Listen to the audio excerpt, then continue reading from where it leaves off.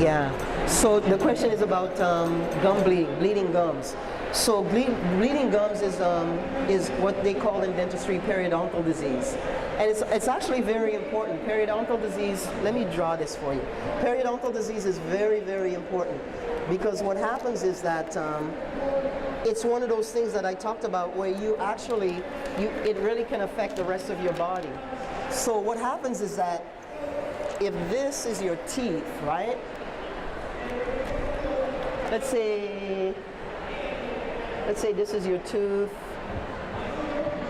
and then you have another one over here,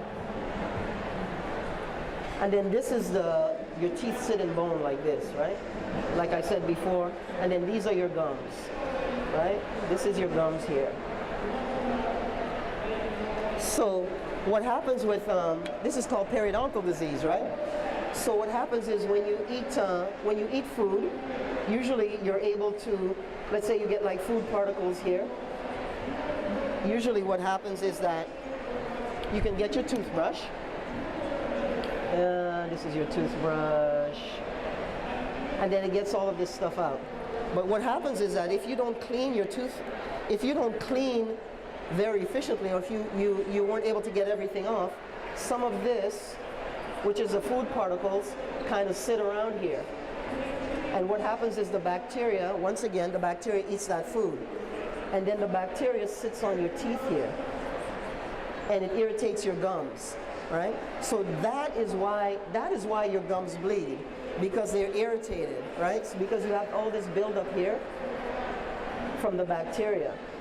But even more important, this bacteria here, what it does is it travels to the rest of your body. So what they found was, if you have periodontal disease, you're 3 times likely to have heart disease. You're twice as likely to have cardiovascular disease.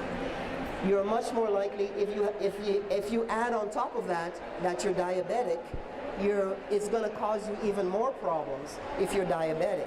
So what you want to do is you really want to make sure that you get that stuff off your teeth. But once it sticks on your teeth, you have to go to the dentist to get it taken off. Once you get it taken off, then your gums are no longer going to be inflamed. They're going to settle back down. They're going to stop bleeding. But you have to be able to get it off.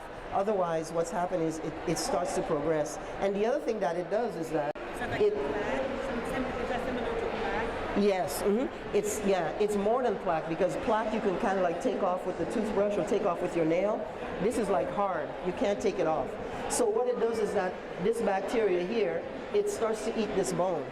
So once it starts to eat this bone, instead of the bone being here, then the bone gets to be here, and then the bone gets to be here, and then you end up losing your teeth. So in this society, that's the major way people end up losing teeth in this society. If you break a tooth or if something happens with the tooth, I can more or less fix it. But if the tooth doesn't have very much support, it's a very difficult situation.